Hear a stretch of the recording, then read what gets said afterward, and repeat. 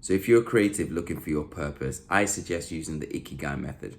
Now, I'm a fan of Japanese culture anyway, but they have nailed it with this one. And long story short, the Ikigai lies in the middle of what you're good at, what you love to do, people will pay you for, and what the world needs. And so if you think about it and you try and create something that doesn't have one of those four, it just won't work. So for example, if it's something that you're not good at, it's going to be really difficult. It's going to take you ages to do. If it's something that you don't love, it's going to be difficult to do in the long run because you're not going to be passionate about it. If it's something that the world doesn't need, then it's going to be difficult to rally people around it. And if it's something that people won't pay for, then you might have great satisfaction from doing it, but you continue to be broke. So it's really important to find something that brings elements of all those four into it. And I suggest, if you're doing something already, having a look at what you already do in the Ikigai landscape and seeing if it works. If not, change it. So this is how you use it. What I would suggest is get a piece of paper, write down four tables. One with at the top is what you're good at, what you're passionate about, what you love doing, what the world needs, and what people will pay for. And spend some time filling out all those four columns as much as you can. And they don't need to be related or anything like that. You're just filling out the tables as big as you can, right? Go ad nauseum. It might actually help to do this with some other people as well, people who might know you.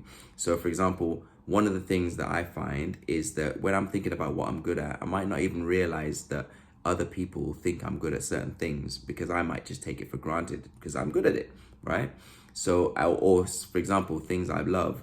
My mum is really good at spotting things that I'm really passionate about that I may not even notice because I'm just like doing it and I realize that time flies and all this kind of stuff. And there's loads of ways for you to find out what you're good at, what you love, and all that kind of stuff, right?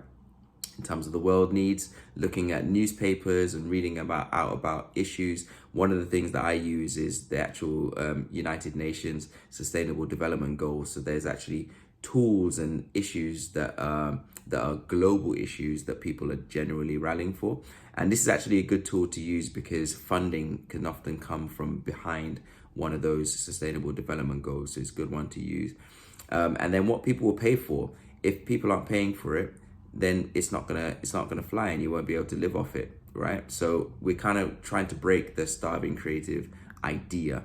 So a good way to do this is have a prototype, something that's a minimum viable product, something that's easy to do, something that you can say, okay, I want to do this show, but would people come to a screening, for example, of the idea, a really small idea, something you can get people to pay something small for. If you can't get people to do that, then it's not going to run. So you have a table now and it's full of different things that you can do. Then you start to mix them together. Take one from each row, each column, and see what you can create as a product or service under that category. And before we go on, it's really useful if you don't know what a product and service is, have a look at this video right here. So there I break down the idea of products and services. But in this case, I'm going to look at it just as like a brief overview, breaking down products into tangible and digital.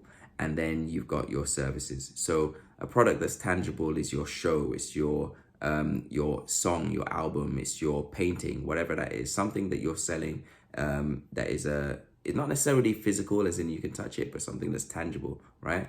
Then you've got digital, which is something online. And then you've got something that is a service, which is you helping someone to do, giving them advice, or all that kind of stuff. So if I was a dancer, for example, an example of this might be a show. So a tangible product is I've designed a 45-minute show. It's got a starting, beginning, and end, and I'm gonna say it's X amount of thousand for you to book that show and put it on at your venue or whatever that is.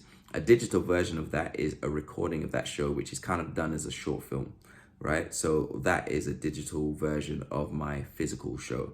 And then the service might be teaching routines from that. So it's like showing you how to do it. Or for example, it might be teaching you, I might get the videographer to teach you how to film it and get the grading just right. It might be me as a choreographer showing you the process that I use to get to the choreography.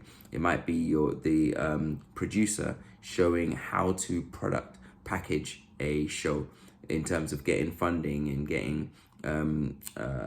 getting people around, building a team around it, making sure you're building your network and all those kind of things, right? So as a artist, as a creative, it's really important if you're trying to get your passion, try and use Ikigai as a method, but then afterwards using that as a way to get into tangible digital and service related products and services. If that helps, let me know in the comments. And if you have any other ideas, fill that in the comments as well. And if you haven't subscribed yet, hit that button. See you next time.